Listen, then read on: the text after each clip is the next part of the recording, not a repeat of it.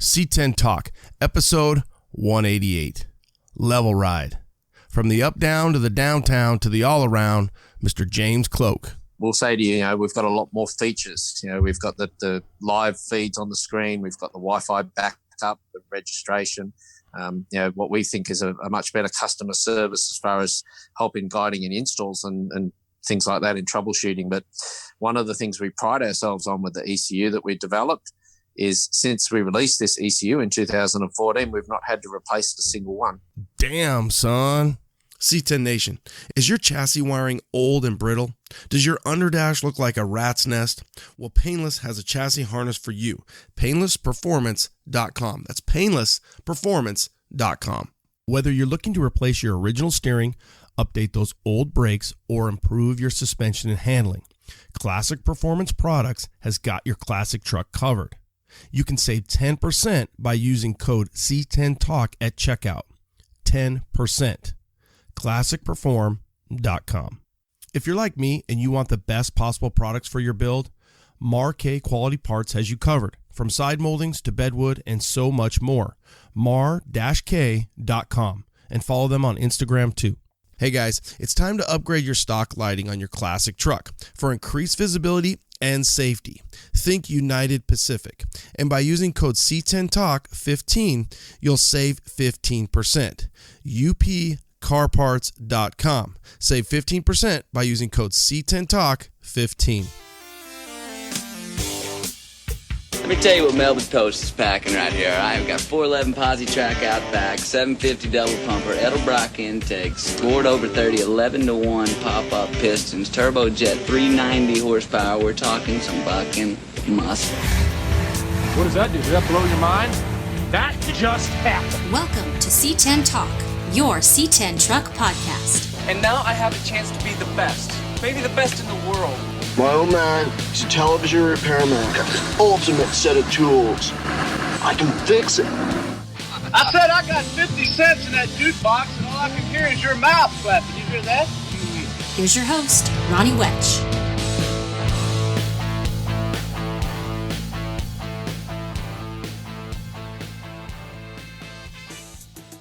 Let's get this party started right. What up, what up? How you guys doing?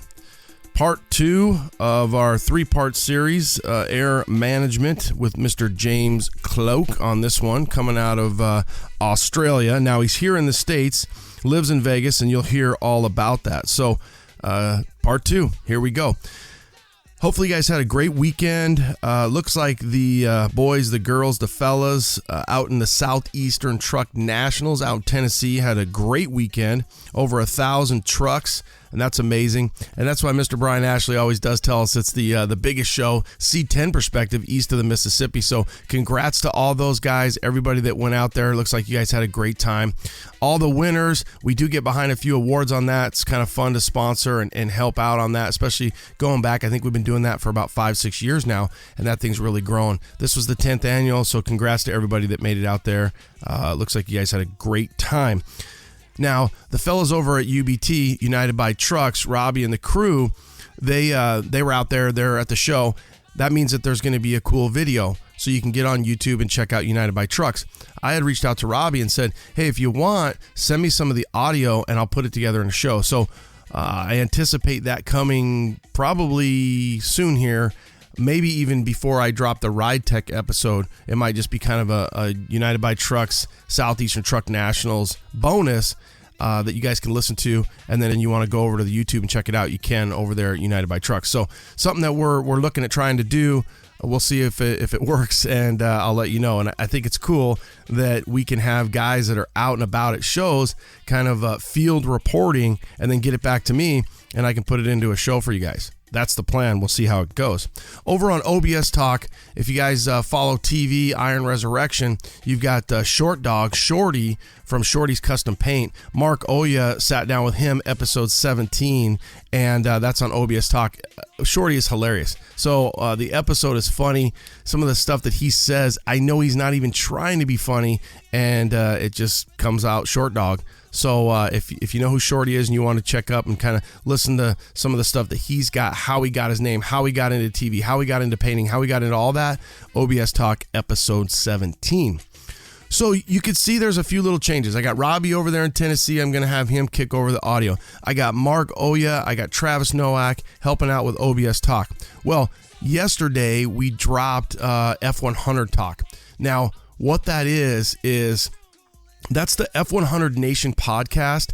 Those guys, a guy by the name of Devin, and then Solomon, who's been on our show, who's active within our scene, they are the voices behind what was F100 Nation, F100 Era Talk. I was on their show, and I said, hey, man, what do you guys think about kind of teaming up? Essentially, me helping to manage that show, taking what I've learned, almost 7 years of doing this behind this mic at C10 Talk, and I think what I would consider a successful formula. I just said, hey, I can apply some of that and help you guys out. So we are continuing to expand this footprint. There's going to be a D100 one, of all things. Yeah, D100, the Dodge guys. A buddy of mine in Tucson, big D100 guy, swept line guy.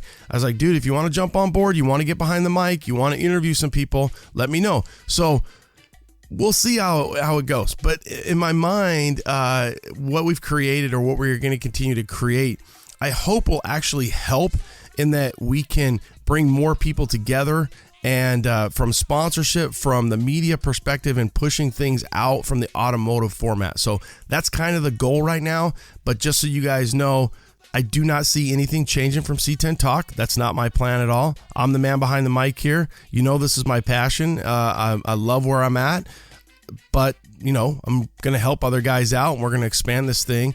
And I think that we have some potential there when it comes to just working together as a group, becoming better, and creating the best pod we can for all of the listeners. So that is our objective, and that's what we're looking to do right now. I'll keep you up to speed on that, but that's kind of my plan. Let's jump into some shows real quick. Obviously, Southeastern Truck Nationals was a hit. It looks like you got Camp and Drag in Indiana coming up on the 17th, July 17th, 18th, and 19th. That's in Indiana. Doing It in the Dark, what a great name. That's on July 18th, and that's in Clearwater, Florida. How about August? You've got Pro Touring Truck Shootout, August 8th and 9th. That's in Bowling Green. That's Arnie, Tricky Air. Now, I'm supposed to be on a little live thing that he's doing on Thursday, so tune in Thursday to PTTS, which is Pro Touring Truck Shootout. That's hard to say for me. Pro Touring Truck Shootout. I think on his social media, he's got something that he's going to do around 7 o'clock his time, and he's in Tennessee. So tune in to Pro Touring Truck Shootout social media. C10s at the Capitol in August was canceled. So the guys up there in Pacific Northwest, I already had a couple people reach out to me and say, hey, was this canceled? Yes, it was. Unfortunately for them, they're not going to be able to do it this year. So C10s in the Capitol, August 8th, canceled. Pro Touring Truck Shootout, Bowling Green, still a go. So depends on what part of the country. I know if you're in Arizona, they're definitely not going to let you have a show. So Level Ride, this audio, I'm going to blame it on me, but I must be bumping my desk a lot on this one, and it pisses me off. So when I'm listening through the audio, I hear it. I apologize. I've already rectified it. As you can hear right now, there's no bumping. I've got a mic that's hanging from me on this one. So I'm not going to use that table mic anymore because just picking up all those bumps, and maybe you won't hear that much, but obviously a little bit of an audio snob. If you hear that, I apologize. It won't happen again. One of the other things you're going to hear from James is about his iOS format. Now, if you have a Droid, then keep on moving. But if you are an Apple guy, that's something that he's saying should be out later this fall.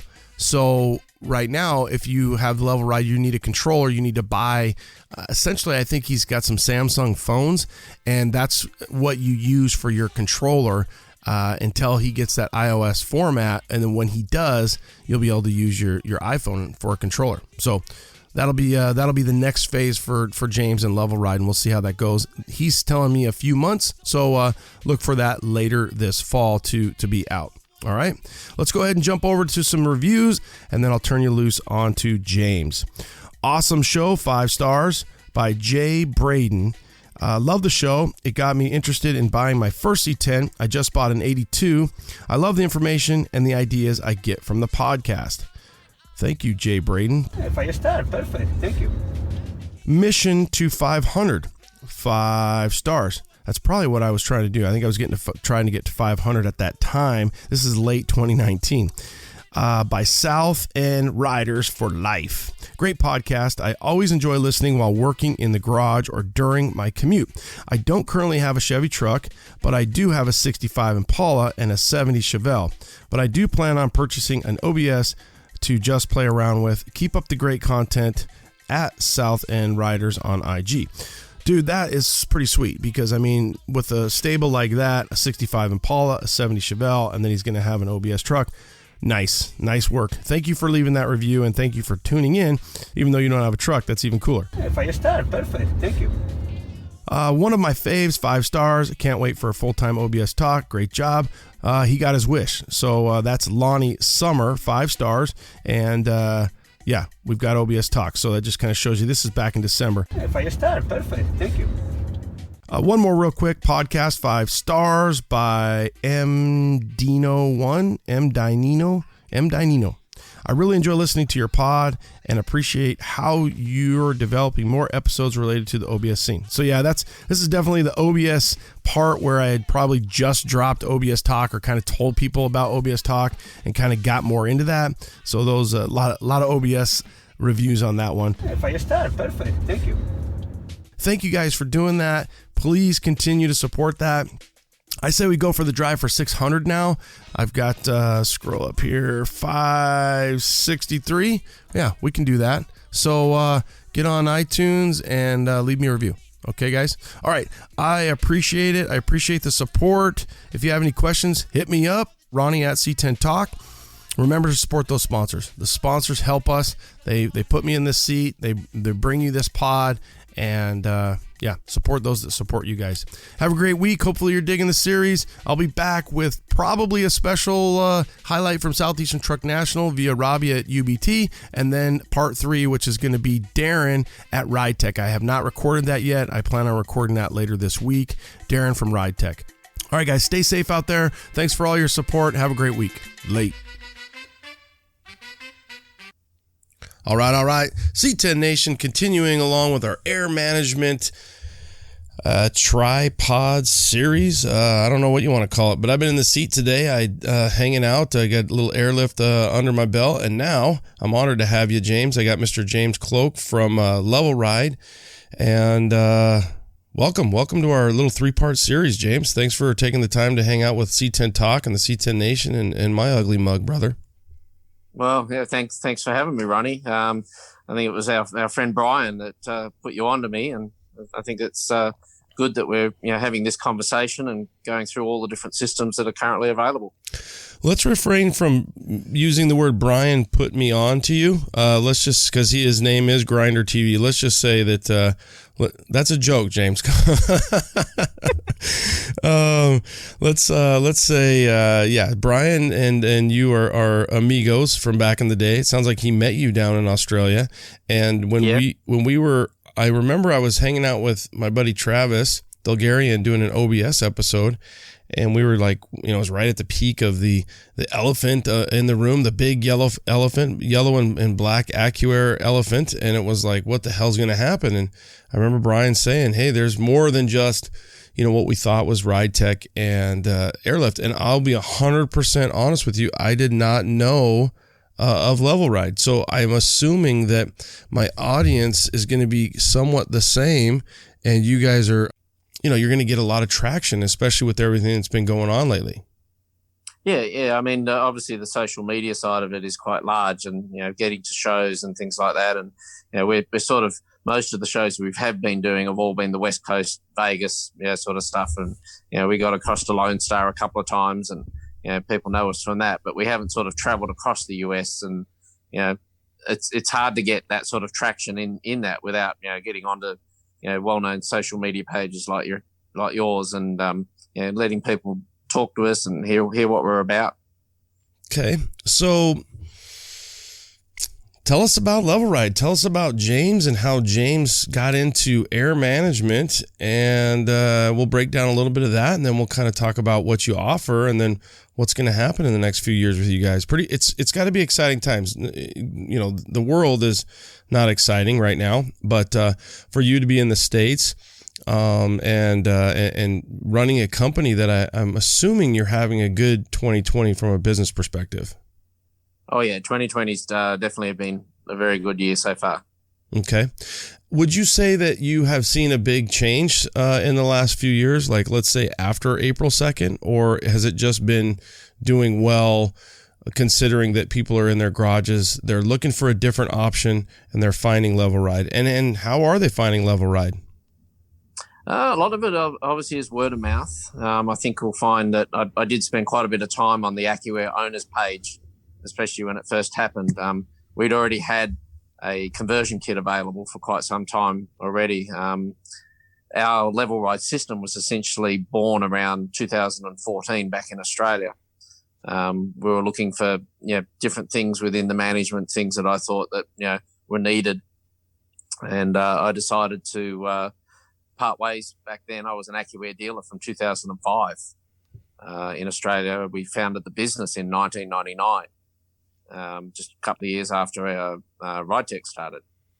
And we were back then, everything was switches and gauges. And then I met AccuAir at SEMA in 2005, and we sold that for quite a while. We were selling RideTech, Dakota Digital. We're doing some airlift, bits and pieces, depending on what customers wanted. And then I got to that point where my business had grown, to a much larger size, and we were doing a lot more installs and work, and I sort of decided that now was a good time to go and build my own system and put my spin on the air management side. So when I've talked to the guys down from Australia, they definitely struggle, or your safety regulations seem to be a lot more stringent than we are here in the States. From an air perspective, it seems like the trucks have to get, accepted, and there's a lot, more hoops that have to be jumped through. How does that go? When you look at what you've known and what you've experienced down there, explain that to our audience a little bit. Well, what you're talking about is engineering the vehicle to make sure it still meets the same standards. And obviously when you're talking about the trucks and those types of vehicles, when they're now going to sit on the ground, where before the original bump stop height of the vehicle didn't allow that. So once you start getting into changing chassis and changing your bump stop height, you still need to prove that the vehicle is still safe and still meets and handles and drives the standards that it was designed to prior. I was involved with the transport industry down there as a consultant, because we were working very closely with the standards, and all the vehicles that we fitted these systems to, we had to get them complied. So we looked up the rules, the regulations. We went through a company an international standard called the Society of Automotive Engineers. And one of my neighbours just down the road from me was actually one of the head guys. And we sat down with him initially. The book is like reading an encyclopedia. There's so much in it, but we picked through, we found out the stuff that was relevant to what we had to do. We looked at things for chassis. Where we started with that was what was in the limousine industry, and all the limousines go through what's called a beam and torsion test, and that's testing the rigidity of the chassis after the modifications are made. So the fact that limousines had already been passed and obviously highly modified from their original state and still deemed safe, we're able to use that same technique to get the trucks and any of the chassis work passed, simply by proving that the original strength of the vehicle hadn't been compromised by, obviously a notch or, in some cases a body drop. And then we had to prove that if a airbag deflated, that the vehicle wouldn't hit the ground at any point. So they looked at obviously the size of the ratio of the aspect ratio of the tire, and then they went through all of that sort of stuff. So it got quite complicated. And, we basically sat down with them in, I think it was 2010, it sort of started, and they started bringing in all the standards and what they wanted. And then we formed a group, like a working group. We had one of the Firestone dealers, we had the off-road group down there, a lot of the brake companies, we had Petters, which is now in the US as well. all of the spring companies, tire companies and brakes and all that sort of stuff. And we formed a working group to come up with standards so that we could keep our industry going. And in around 2015, we finally got all of this sort of stuff signed off, with the airbags, the notches, the chassis mods, rolling centers, getting everything, how they should be, maintaining steering geometry, Ackerman angles, all that sort of stuff. And that's where my engineering background came into that as well. I'm a marine engineer, but I'm also a fitter machinist by trade. So, we were able to apply a lot of the engineering knowledge and essentially keep this industry going, but also make the vehicles safe. And once they seen that we were working to those sort of standards and those goals, they were quite happy to, approve all of the systems that we were doing back then. Well, and I got to think that benefited your business because obviously that's why you were involved with that group and that working group. But to think, that had to be a happy day or a happy year in celebration that some of that, policies, procedures, rigmarole, red tape to get your truck in had to be a big deal. Oh, yeah, it was definitely a big deal. And it benefited everybody that was involved, because they were trying to ban coilovers. They were trying to ban, certain profile tires and, different widths and all sorts of stuff. So having all of these companies come on board and, we all work for free during this time. As you said, it does benefit us in the end, but it took a long time to get all of this sort of stuff through. We even managed to get hydraulics passed as well. And that's another thing that we can talk about later. But, it really came down to ride control. And it wasn't specifically airbags. It was anything that was there. And we were able to show them that companies like Mercedes-Benz and Citroen have had hydraulics approved and, on the road since the mid-'70s. And some of the vehicles still have it today. Mercedes-Benz underline. So, you can go and buy an S600 and it's factory hydraulic suspension in it still. I'm sure there was times where you were just, beating your head against the wall when you think about some of the OEM stuff that was already approved. And then, like you said, then they weren't thinking twice about limousines. But nonetheless, you got it passed, and it's good. It's good for the aftermarket. It's good for the scene. It's good for the culture. We love the Aussies when they come up here and we get to see them. How does a guy who's a marine engineer, how do you end up in 1999 going into truck suspension chassis stuff? Give us a little breakdown about your history there. Well, I've in Australia, I've always been, back in the day, I was always into the pickup trucks. Mm-hmm. And in Australia, we have the Holden, which, was sold here under the Chevy SS or the Pontiac. And I essentially had an early model, one of the Australian Commodores, the Holden, in a wagon, and I wanted to put airbags on it. Couldn't find any standards. Decided to, look it up, and that's where, the engineer came in there, and we put a system in the car, got it all approved, and then, the business sort of started from there. And before that, I was building tube A arms, for the cars, and similar sort of stuff there, because people couldn't get replacement parts for the older cars. They just weren't available. So we did the same process. We got the tube arms in, we did cycle tests on them, we did destruction tests, and we got all the arms and everything passed. And then we got onto the airbags, which seemed to be, sort of the next step. And it just took off from there.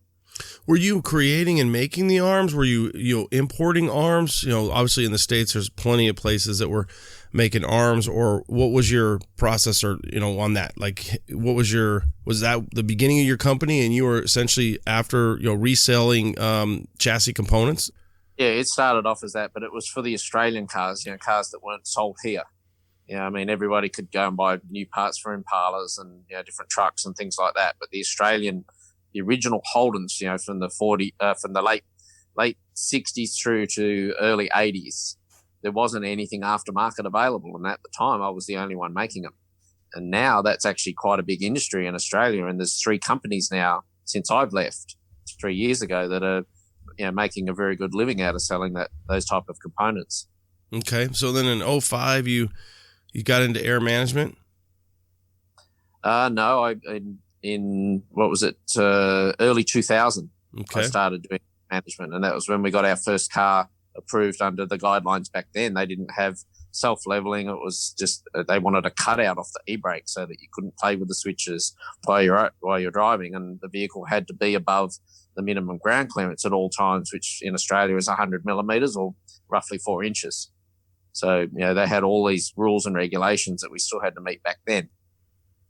But in 2005, all the automatic management systems started to come onto the market, and AccuAir was the one that I grabbed at the time, and I actually helped them build the Australian version for that, get all the design, the e-brake stuff, and we got all that passed and approved. And then from there, we were fitting basically AccuAir to everything back then. What was the Australian version? Everything that was on the right in the States is on the left, or what? How did they do it? It was upside down. Instead of when you pushed down, it went up, and when you pushed up, it went down. Yeah, and we read backwards too. We don't read right to left. There's a kangaroo and some Vegemite as the symbols or whatever. And I'm sure you guys hear it all. Some Fosters. I'm sure you guys just think, God, these guys from the States are.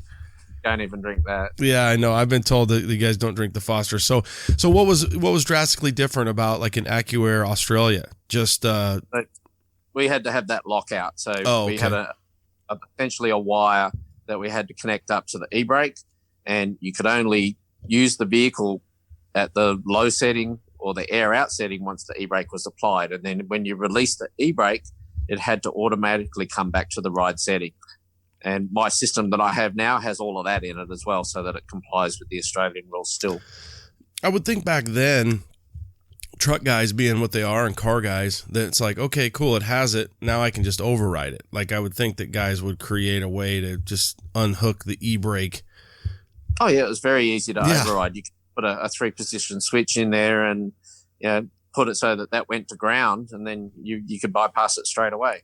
That's what's so funny about some of this stuff. It's like, oh, cool. We have the e-brake connection now, and it's going to tell it to stop or, whatever. It's going to block it out. But it's like they don't take into consideration who's putting it on. It's like it's usually the mischievous one in school that probably didn't do everything they were supposed to do. They're not going to listen to you guys, but we get it through and we make it happen. Yeah, there's always a will, there's a way. Yeah, for sure. So you in 05 you take on some new air management, and then what, from 05 to when did you come to the States and you were making your stuff kind of, at what point did you come up with Level Ride? So it was in February 2014. Okay. So we're selling it then. We got it, developed it. It took us about 6 months of solid testing on 3 different vehicles with all different types of bags to get, the algorithms correct, to get everything working how I wanted it to work. And at that time, it was height and pressure only. We didn't offer the pressure only system because in Australia, you had to have the height, to get it passed. And at that time, I had no plans to even come here. So you were saying it was height only, or it was height and pressure?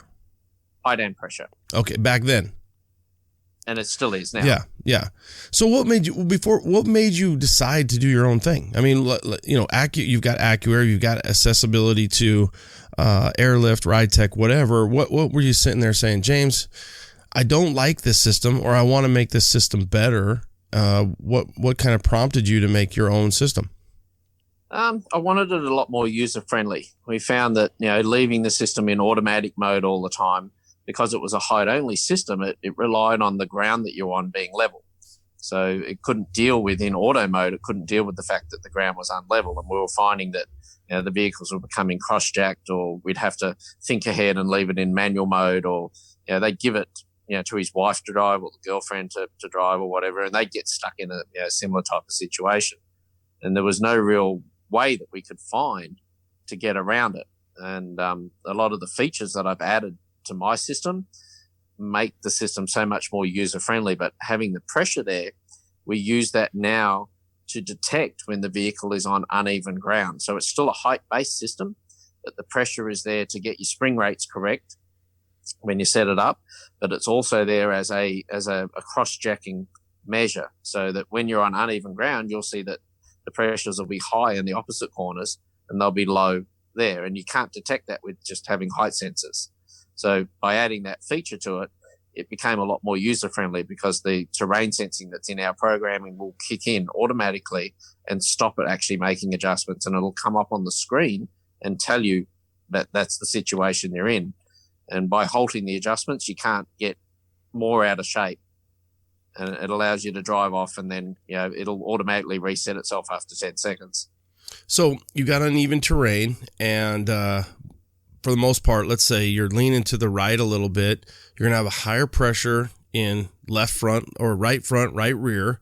At that point, your system will not allow an adjustment, or it will adjust to say, hey, I'm recognizing a higher than 50 PSI in the right front bag, and now it's going to add pressure because it knows that there's more pressure there, so it wants to level it out, or kind of walk me through that.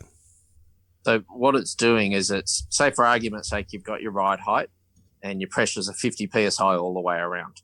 You'll get into a situation where the system is in its automatic mode. It doesn't make adjustments every second or two. It's not a active suspension. It's looking for changes over a minute. It's also got a percentage of accuracy that it works to. So we work off 1% accuracy, and then we use 3, 5, and 8% as our shoot to height accuracy to settle the vehicle, minimize adjustments, and get you moving. But how the terrain cuts in is that it will get to the point where you'll have 50 PSI in that corner and the pressure will go up. But the sensor is showing that you're going down because you're putting pressure, and that terrain is going up in that corner. And it will then see that it's unloaded the opposite side, and then the back corner is then loaded. And it will get to that point where it sees that situation happening and actually cease the adjustments as soon as you get to that 3% accuracy, or depending on what you set at 3, 5, or 8%. If you set it at 1%, it would just be going off all the time. Mm-hmm. So the reason we have the two types of modes of accuracy is, one is use the shoot to height, but also as a measure of the amount of terrain that you're on. So if you have, say, a lifted truck, for example, which we're starting to do a lot of those, you would leave it at 8% because you're going to get that body roll, you're going to get changes in terrain. If we do someone's truck, like a C10, for example, and they're not running shockwaves, they're just running a bag, we know that suspension's got a lot more give in it than if you're running a shockwave. So you'll set it at 5%. If you're doing a sports car, like we did a Golf GDI the other day, and height and pressure, we leave that on 3% because those vehicles are quite tight. They've got heavy sway bars and everything. And having those three types of settings enables you to tune it to prevent, the amount of it out before the terrain sensor cuts in. Yeah, I would think so. Mostly C10 guys, obviously a C10 podcast, are going to be that 3% probably is about where you're seeing most of them, especially if they have a custom chassis. Oh, if they've got a custom chassis and they fitted shockwaves, absolutely, they'll have it set at 3%. Okay. Even my daily drive's a 59 El Camino, and I've got the shockwaves in the front. I've got the Slam Specialty sleeve bags in the back, and I have that at 3%. And yeah, it'll cut in fairly quickly if I'm on uneven ground. I would almost think too, for the off-road guys, you could probably, if you do come out with that or you continue to evolve that, you could probably go at a higher percent, right? Because they're going to have a ton of change and movement. Yeah, or you can switch the system into manual mode very quickly. So if you are going off-road, you're not going to need the auto leveling situation because you're never going to be back on level ground for it to find the same position as where you calibrated it. Yeah, so okay. We would suggest with a lot of the off-road guys that you just simply touch the manual part of the screen and it'll drop it out of auto mode, and then they go and do their own thing, and the system won't interfere with it. And then once you get back and you're done wheeling for the day, just hit auto and it goes right back. Tap straight on ride and it'll make up for whatever's out, and yeah, you'll be back up and running again. Okay, so you guys, you come out with this thing in 14. I can't even imagine what kind of backlash you were getting. You're this Australian guy, and all of a sudden you come up with Level Ride, and you come up with something new. Was there a lot of difficulty, a lot of struggle coming out with it? Was it perfect from the get-go, or did you have some some lessons learned and some growing pains? Yeah, we had a few growing pains initially with things like the suppliers for the pressure sensors. We learned pretty quickly that they've got to be mounted uprise, so you don't get moisture in them. So we had a lot of installation issues where we didn't have that refined properly and didn't realize that we were going to get water trapped by having them mounted on their side or upside down. And, so that was causing errors. So there was refining with the instructions and obviously, training people to use the system a little bit differently. Initially, we didn't have the touchscreen controller. That didn't come out until later in 2014. So at that time, we were still using the spacer on the sensor to set up the travel and do all of that. And then, I wanted to get away from having to put a spacer in and then trying to get 50% of travel. So when we came up with the touchscreen version, the height sensor position is actually live on the screen. So when you're setting the height sensors up in the car, you can move it and see where your suspension is. Put a jack under it, raise it up, lower it down, and you can get your travel exactly right. But also what that does, once you've got it set and the vehicle comes to ride, the needles will be even on each side of the screen. So for the OCD people out there, and like myself that want everything to look level and perfect, it makes the appearance on the screen look correct as well. So you're at ride height, both the needles should be level and, left and right, or not one sitting up and one sitting down. Oh, I get it. So yeah, one would be up, one would be down. So why wouldn't they both be the same anyway? But I get you're saying that one is up and one is down is what you're saying. Well, if you didn't have that setting up, on the screen, you couldn't get the sensor travel so they're exactly even. So having that live feed on the screen enables you to set them up so that they're perfect. Okay. So you come to the States. How have things been? Has it been better that you've been into the States? Well, I still got my Australian distributors. We sold the distribution off to one of the companies down there, and they've been buying it ever since. Just placed another order the other day. I've still got a whole heap of it sitting on the floor over there to ship to them. We picked up other people overseas, and obviously, when you come to the US, we're treated as someone brand new. So that's taken a couple of years for that to pick up. And I think by the second year, everyone's got to know us a lot more, and we were selling more systems and picking it up. And then, start of April happened, COVID came in, and then everything's changed again. Where are you making this stuff? Here in Vegas. So the ECU bodies are molded in Fresno. The ECU arms are molded in Fresno. The boards are made overseas. We just couldn't find anyone to supply them here locally for at a price where it would be competitive. We source all the wiring from local US companies. All the terminals come from all their suppliers here locally. I went and purchased all the crimping and terminal machines. So we've got cable winding machines, cable printing machines. We're about to go and get a coiler and start doing all of that. So we've got employees basically that will run the machines and coil it all together, and then I'll build the ECUs. I'll program everything and do all the software testing, and I handle all the sales and tech support as well. You're a man of many hats. Yeah, I have to. Yeah. Well, it's my product, so designing everything from the ground up, it's taking a while to train people to give that tech service. And for me, it's all about the customer service side of things, that if someone rings up, they need to talk to somebody who knows exactly how to solve their issue. So sometimes you got your Bluetooth in one ear and you're wiring up an ECU and you're talking customer service to another guy, or what? Yeah, pretty much. I've got 4 or 5 tables here around me at the moment. We're working because of COVID now. We've split ourselves between working at home, doing like the final assembly here at home and packing and sending. And then I've been into work today. We've got it all set up in a office that's separate from the rest of the workshop, from everybody else. And we've been in there today, and we've stripped all the wires and put them all through the machines, and we're assembling all the bag pressure and the main harnesses today.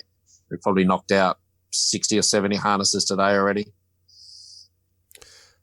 So you got some stuff coming from Fresno. You're putting everything together here in Vegas. You're assembling everything. Where's your ride height sensor stuff coming from? Same supplier as AccuAir and Airlift, which is any one of the main companies here, DigiKey, TTI. Depends on who's carrying the stock. But yeah, we still get everything from the US suppliers. And that was one thing that Airlift obviously does. Do you guys do that as well? If a guy has an old AccuAir system, something happens to the ECU, they don't have the support, they don't want to buy another one, they can't find another one. Can they take a level ride, put it in, and then just keep their ride height sensors and everything in the same spot? Well, almost, yeah. They can grab our ECU. Ours obviously does offer the pressure. And because we don't offer a height-only system, we can convert their AccuAir system using their height sensors, using their main harness, using their valve block, and we essentially convert the system over to a height and pressure. So they wouldn't use their touchpad or any of their eye level or anything, but we do have the apps ourselves so that they can come over to an app-based system as well. And then we have our touchscreen controller. So one of the things that we've sold quite a few of is this conversion kit. And as you pointed out, the parts that were available soon got snapped up. And now that there's very little available, we're finding that that's probably one of our biggest sellers at the moment is getting guys back on the road and keeping them going. So the conversion is just taking components that you already have in a normal level ride, and what you're doing is you're giving them the ECU. They're no longer going to be able to use their touchpad. You're going to sell them the ECU, the touchpad, and then you're going to, I'm assuming, some wiring that's going to come with the ECU. So they're really kind of almost buying a full level ride kit minus the sensors, and then they get a conversion back to a pressure-based system.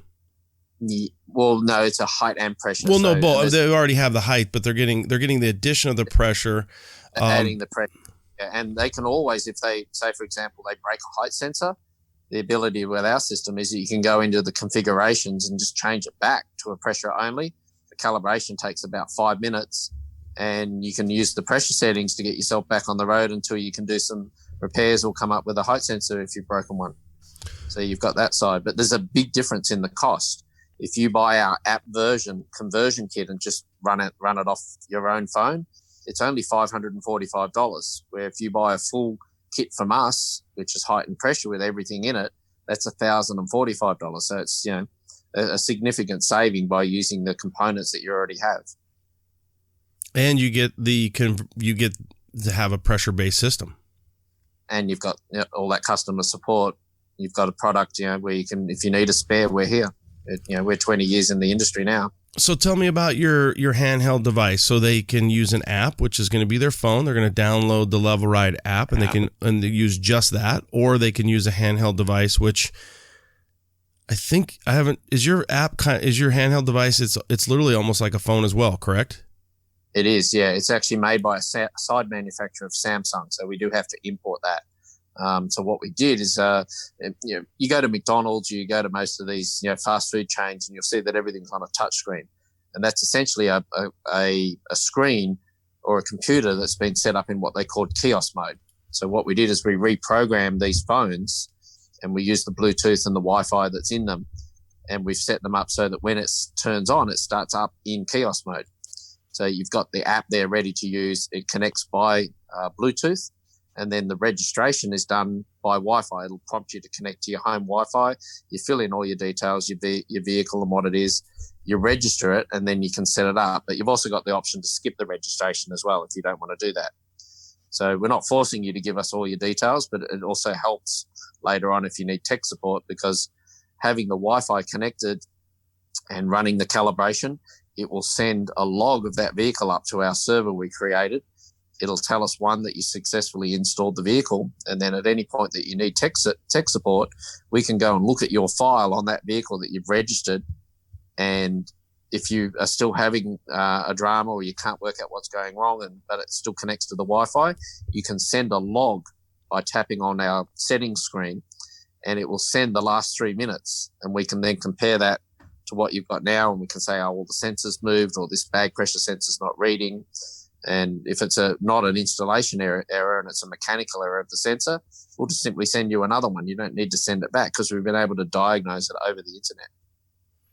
If they completely, logged in and created that profile, correct? Which they should do. Correct. At minimum. Yeah, it's a service that we're offering. And I mean, to take advantage of that service, we encourage them to register the product and set it up.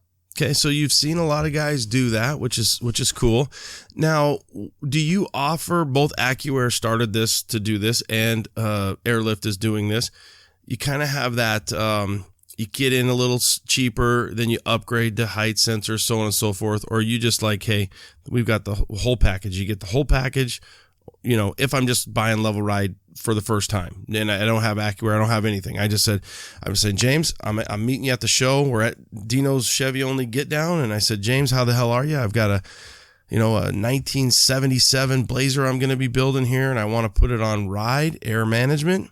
What do you got for me? And do I get pretty much, there's really one kit that you offer, or is there multiple steps? Hey guys, one of the biggest upgrades I was able to make on Orange Slice is my lighting. Think about this. You've got your old school sealed yellow lights. You put in new United Pacific headlights, boom, quadruple the lightage. They look better, they perform better, and guess what? They're safer. So you've got LED options, you've got new headlight options. They look great. And honestly, we upgrade so many things with our trucks. Why not upgrade the lighting? When you do, think United Pacific. Here's the best part. You get to save 15% off all C10 products by using code C10 Talk 15. Save 15% off all C10 products by using code C10 Talk 15. Go to upcarparts.com. That's right, upcarparts.com. I don't think you'll forget it. Save today. Thanks, guys. Give them a follow on social media too, Facebook and Instagram. Marquet has been in business for over 40 years. It all started in the original owner's garage. From humble beginnings of a couple parts in a garage to a 2-building manufacturing facility making over 6,000 parts, Marquet has grown to be one of the country's premier truck parts manufacturers. They not only design the products, but also design the tooling to build the products, guaranteeing quality control. They have made their original parts from the original trucks. Aluminum strips are double polished, creating a mirror finish, and crystal clear anodized. They use the highest quality, hand-selected show quality wood that will hold up over time. Why? Because it's kiln dried to precision moisture levels specifically for Marquet. They stock oak, pine, and mini exotics, guaranteeing extremely fast delivery. All parts are manufactured in-house in Oklahoma City, USA. They offer quality parts built by Americans for old American-made trucks. So when you're looking for body moldings, bed strips, bed wood, and so much more, think Marquet. That's mar-k.com.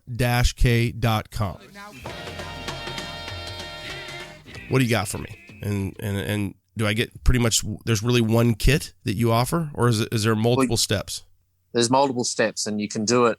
We've just released now a couple of weeks ago our manual kit, which is the equivalent of a 3S or a switch speed. Mm-hmm. So with that particular kit, it has in the configuration settings the ability to add the pressure only or the height sensors.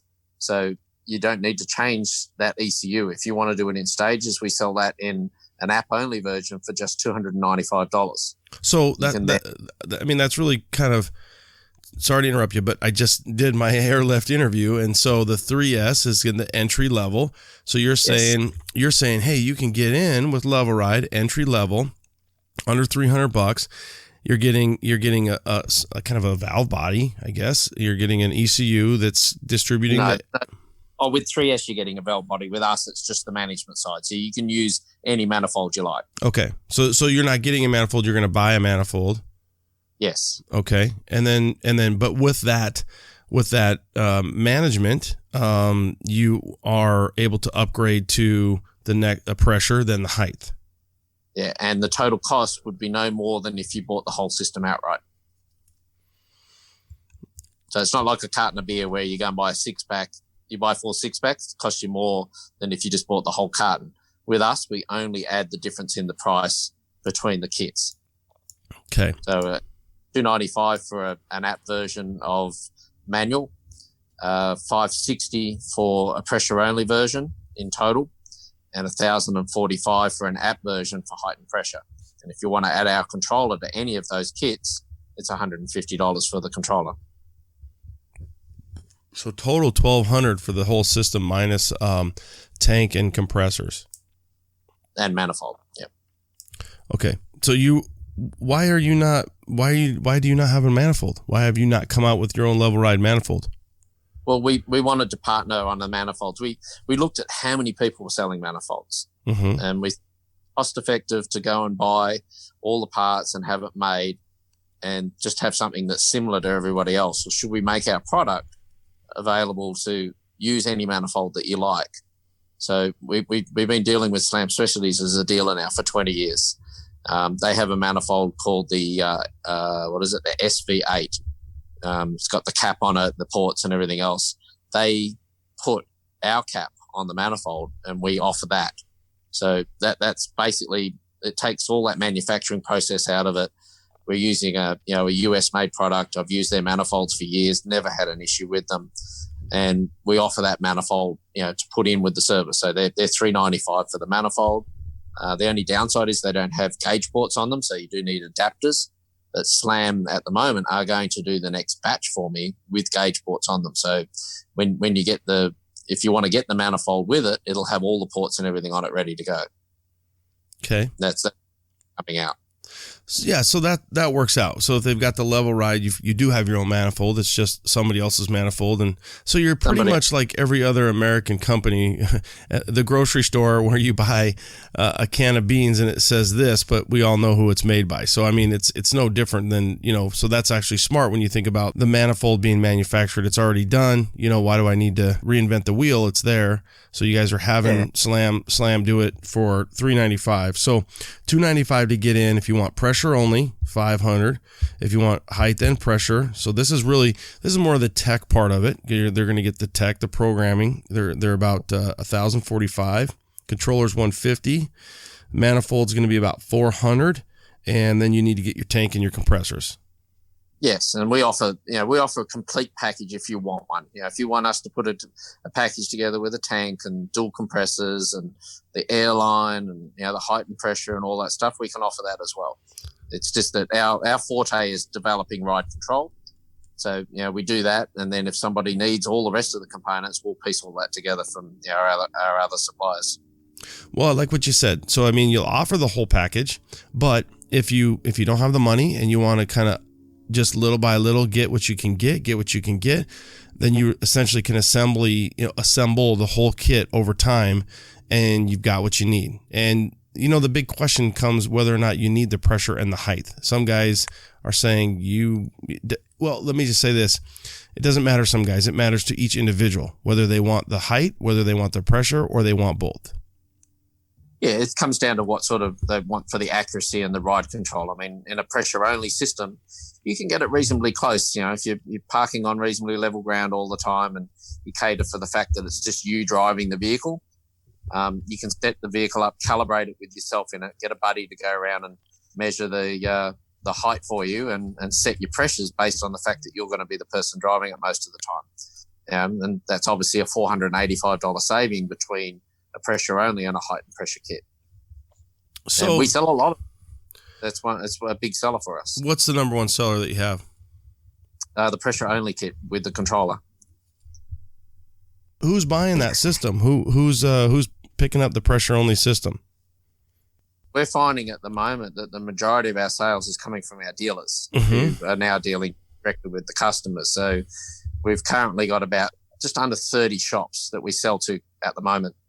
And a lot of them will be doing, like a Dodge Challenger on a pressure only where we put the universal airbags in. That's a very popular one at the moment. We'll get a lot of the truck guys that are buying kits through companies like Air Slam It. We've got Lowrider Depot on board now. He's selling them. So we're not seeing a lot of the end user sort of stuff. We're picking up a lot of shops and they're the guys that have been fitting it. But probably only 10% of the sales I'm seeing direct to the public. What about the Euro stuff, the import stuff? How are you guys doing there? Again, still only seeing the end users, like the Volkswagen that I had over the other day. That was a pressure only, but he's got sleeve bags on it. And with the pressure only and sleeve bags, you can't get that accuracy because as the bag rolls over the piston, you can have a percentage of the travel where the pressure doesn't alter by more than 1 or 2 psi. So where it's working okay for him and he's getting the pressures he wants, he's going to upgrade that to that. But we're not seeing a lot of the direct customers with the Euros and things like that. Probably the most that I've been doing a lot is a lot of the hot rods. We've got a C10 at the moment. We did a Chevelle, 3 or 4 Chevelles recently. We did an old Falcon, a 61 Lincoln Continental.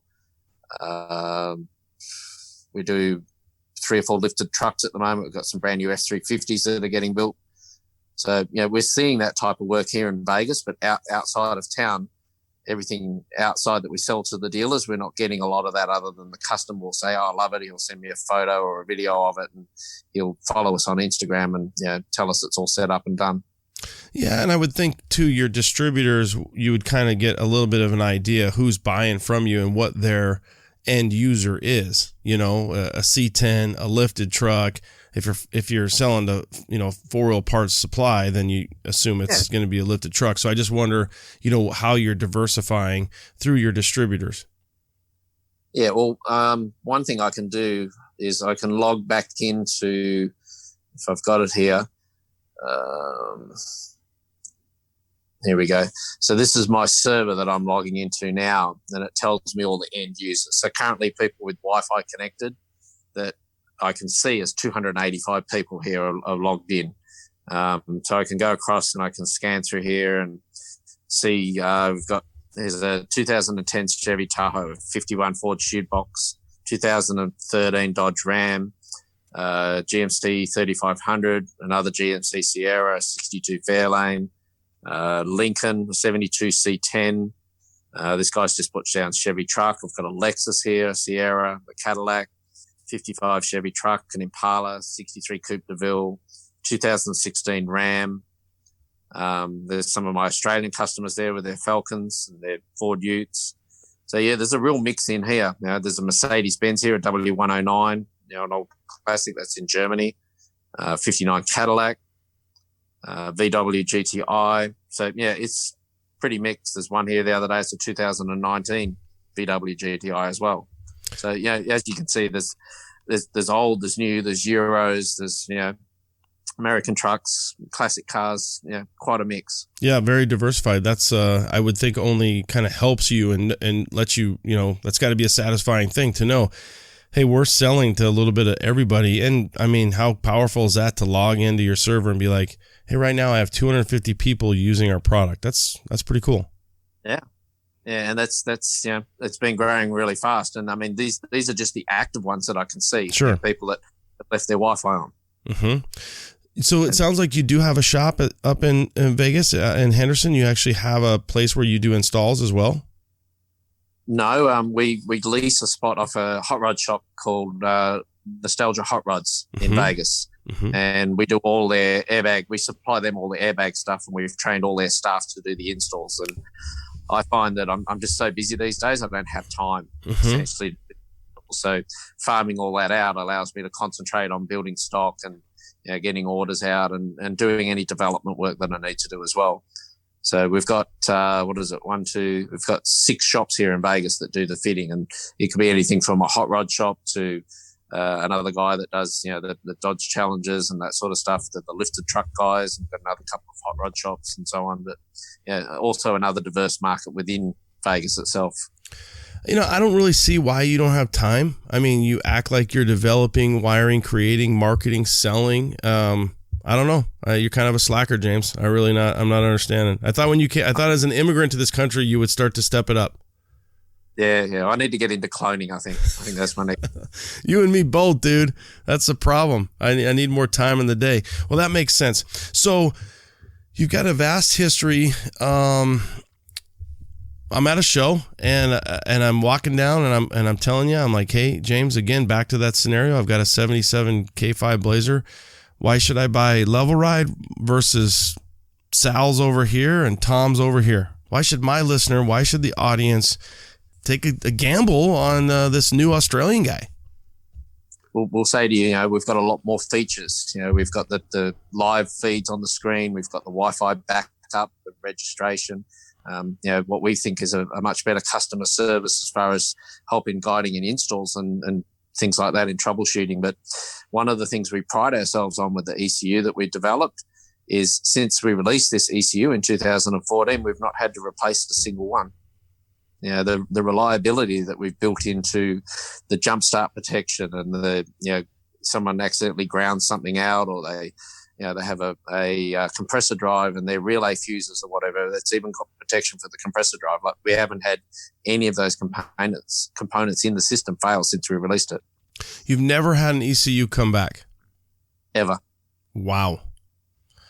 Yeah, that's hard to believe, especially when you think about everything that you said from the perspective of running a jump box, shorting something out. Now, what about battery drain? That's a big question that we always hear.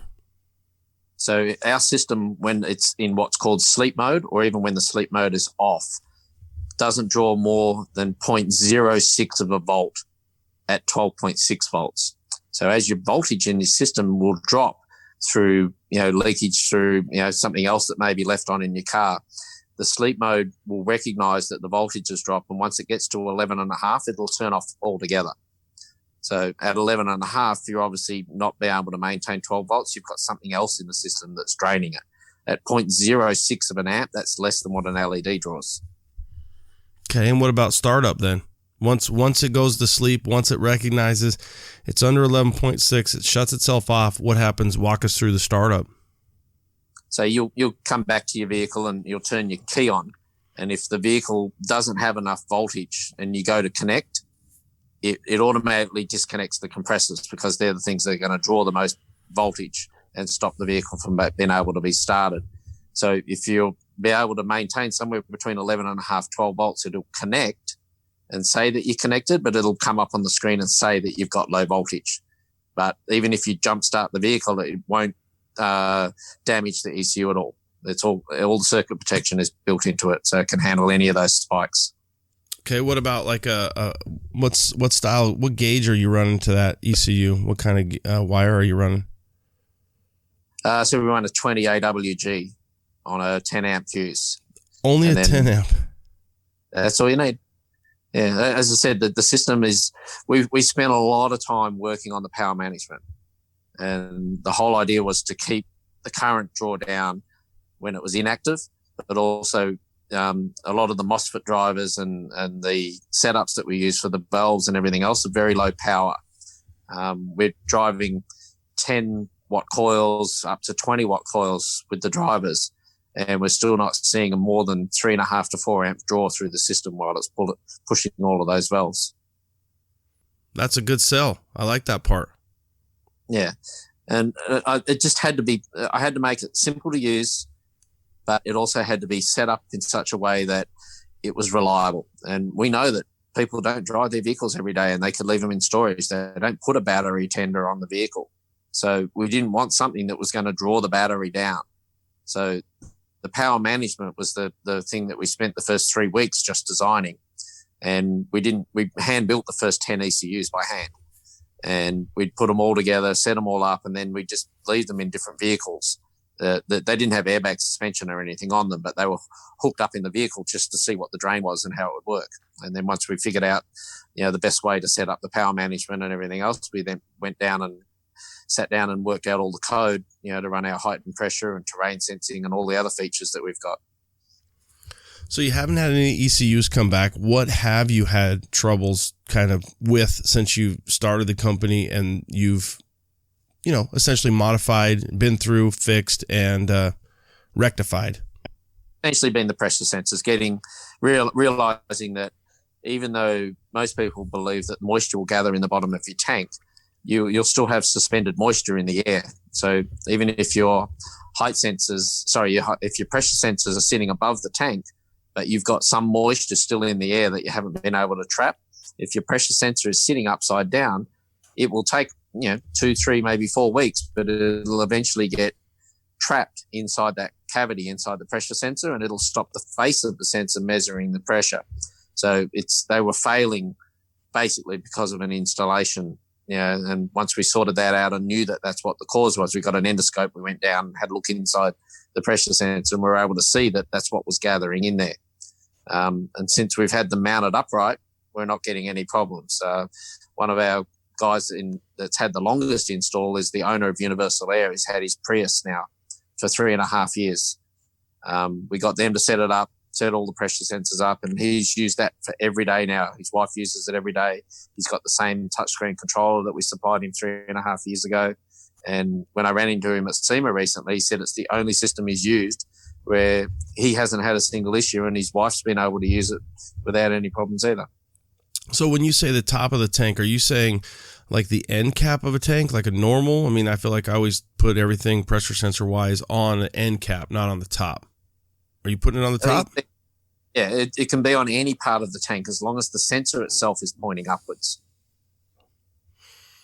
And so that you're just making sure that you don't create a pocket where any of the moisture can't drain away and get back down to the tank, or drain back through your lines and get pushed out through the exhaust valve on your manifold.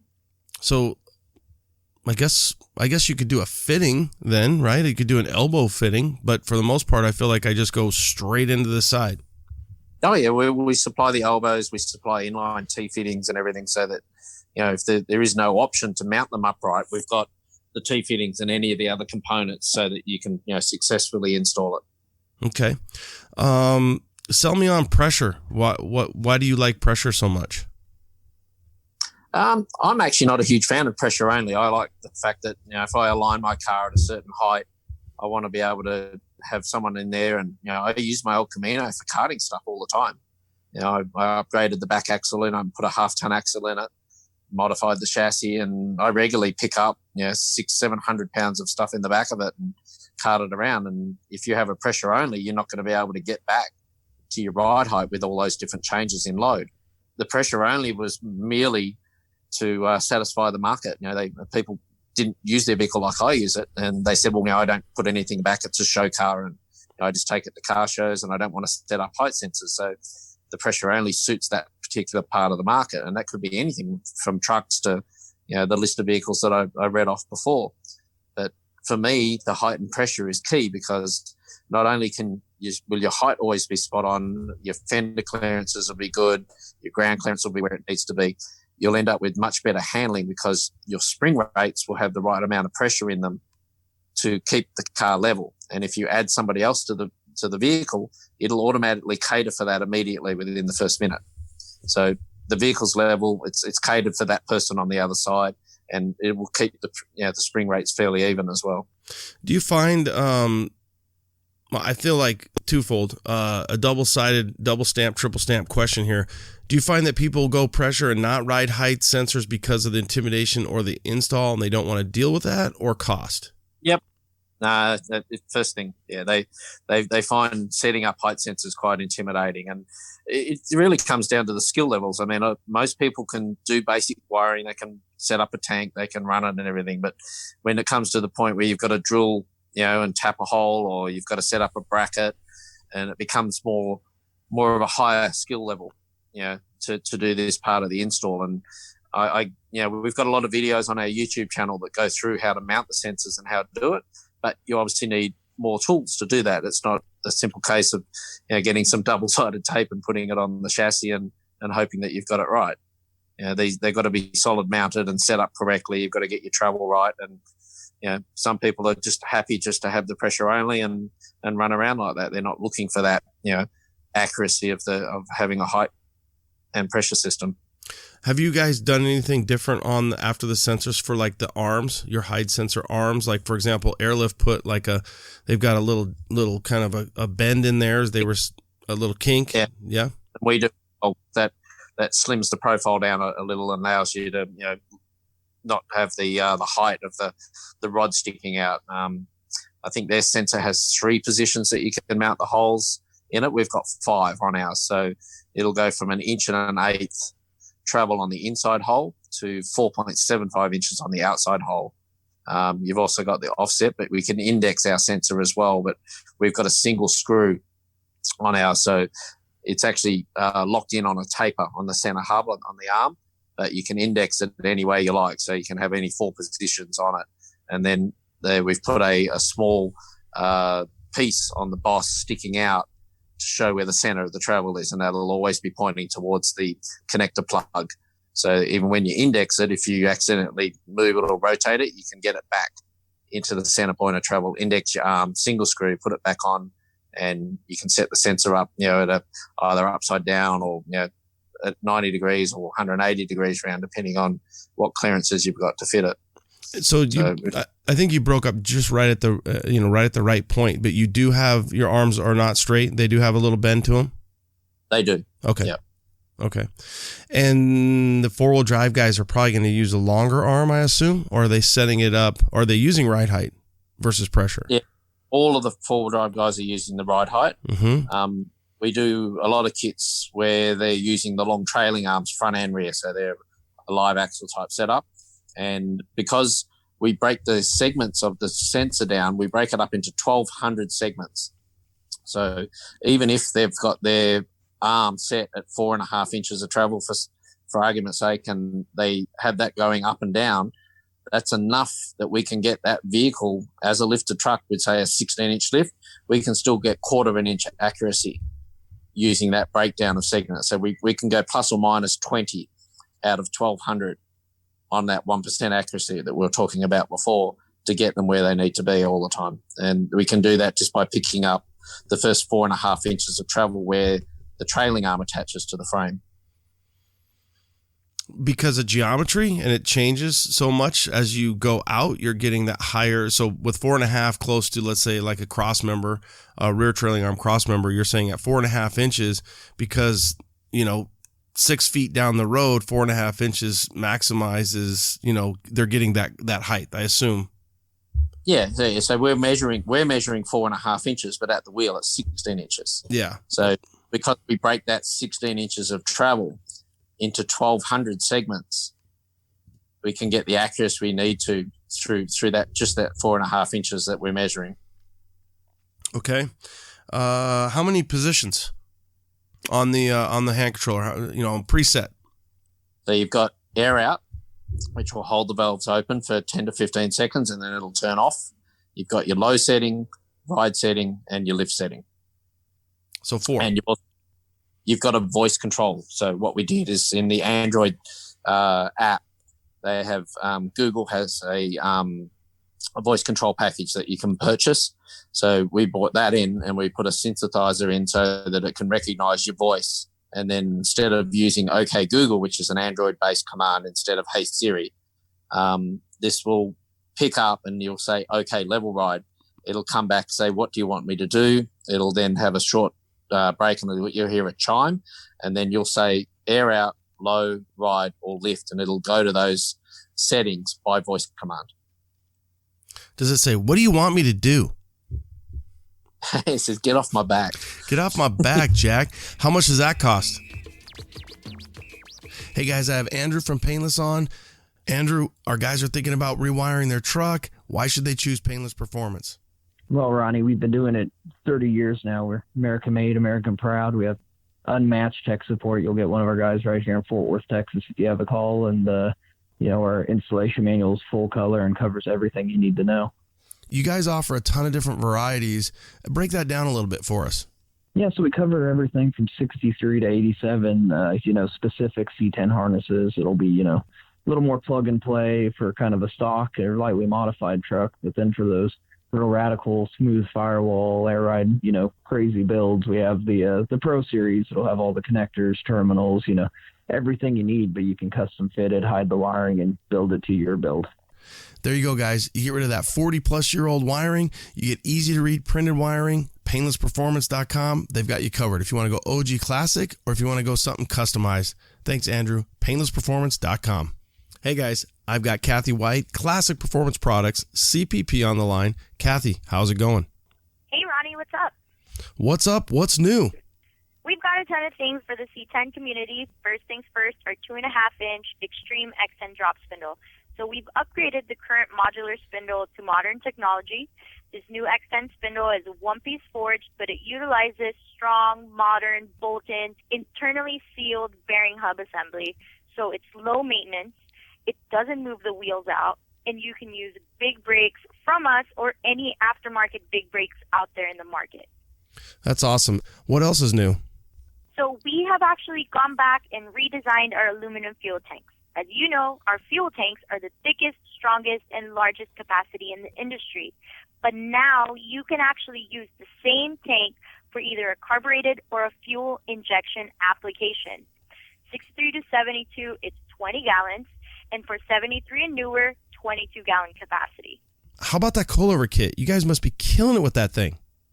That is such a great kit. It's fully bolt-on. It's easy to install. Strongest tubular arms in the market, available with either upper and lower or just the lowers or just a coilover kit by themselves. All the mounting brackets that you need, and it also comes with dual adjustable coilover shocks. So it's really responsive. It's up to you however you want to tune the compression or the rebound. It's perfect if you're just cruising on the streets, and it's proven on the track. Well, that's what we like. So if you need spindles, the new X10, fuel tanks, coilovers, they've got it. Classic Performance Products, CPP. And don't forget, use code C10 Talk, C10 Talk at checkout and save 10%. Thanks, Kathy. Thank you, Ronnie. Does it say, what do you want me to do? It says, get off my back. Get off my back, Jack. How much does that cost? That's included. It's free. It's all part of the app. Okay. Wow, that's pretty cool. Do you see a lot of people, do you get a lot of feedback on that? Do people, I would want to touch it. I would want to do it. But I guess people nowadays, hey Siri, like my kids, everything's, hey Siri, hey Siri. Oh, yeah. Hey, yeah, Google. Hey, Level Ride. Hey, James. We should make it say James. Well, I could look at rewriting it, but obviously that's a lot more work than just sticking with the same command. And I mean, hey, James, what do you want me to do? And then you come with your Australian voice. What do you want me to do? Well, I think it's good to hear everybody saying, hey, Level Ride, especially when you go to the show, that they've got their product. Yeah, that's true. Hey, Level Ride, what do you want me to do? And then you would come back. But that's pretty cool. That's definitely something that nobody else offers. So you've got so you've got air all the way down, all the way out. You've got one. So what 1, 2, and then you said 3. So 4 settings or 5? 4. 4. Okay, so 4 different position sensing settings, preset settings. Now, don't you offer just a rear, like a tow mode setting as well? Yeah, we sell a lot of those to the towing market. We do a pressure only, rear only, which works really well with the double convolute bags. And for the guys with the sleeve bags, we recommend using the heightened pressure rear onlys. And I'll just give you a quick price on those. So this is going to be the guys that are like, towing, right? So 3/4 ton, 1 ton trucks, big, they're squatting in the back. Well, half ton too, I guess, if you want. Well, probably more so than anything is a half ton because they're squatting so bad. So the guys that are going to, be towing. Yeah, and the fact that you can have it on your phone as well, or have our controller, means that you can go around the back and you can hitch and unhitch the trailer as well without having to, put your stand up or anything else. You can just lower the vehicle down you can put your stand in and then undo the hitch, hit the low button, and it'll uncouple itself without you having to lift it off. I wish I need that in my life because when I bag up, I got to go to I'm on Schrader valves to my gas tank, so I got to bag it down. I mean, normally you just drop your hitch and you just jack your trailer way up versus, but to know that I could just sit there with my phone, put my hitch stand down or my tongue down for my trailer, hit a button, drops down, pull out, hit it back up, goes back to where it needs to go. So, yeah, that's a pretty cool setup. Yeah, and that's been very popular as well. We've been talking to a couple of different companies about just branding it for them and having them on board just selling that. And some of them are selling 300 to 400 load assist kits a month. You're calling that a Lotus kit? Load assist. Oh, load assist kit. Sorry. So one thing I was thinking about and I need to jump back to is what tank are you guys creating a tank? Is somebody making a tank for you? Or are you recommending a tank? Let's talk tanks.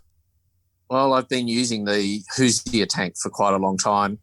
I like the fact that it's painted inside and out and they bake it. But I also like the fact that it's a SAE J10 or a DAT approved tank, which means that it passes it. And the reason I've sort of stuck with that is that's the market that I've come with, that all the tanks that we use in Australia had to meet the same standards that all the trucks were using for their air brake reservoirs. So we stuck with that brand because that was actually the one of the core tanks that were coming there. There was another one that came out of Europe that was all aluminum, but it was 3 times the price for the exact same tank. So, when you can buy a 5-gallon tank that's side ported, it's got the drain on it, it's got the feed on it, mounting it, and it's only $79. It's pretty good value. And what brand is that again? That's the Firestone. Well, it's made by Hoosier. Hoosier. Yep. And it's the standard for air tanks is SAE J10, and that's the standard that they test, which is 5 times working pressure.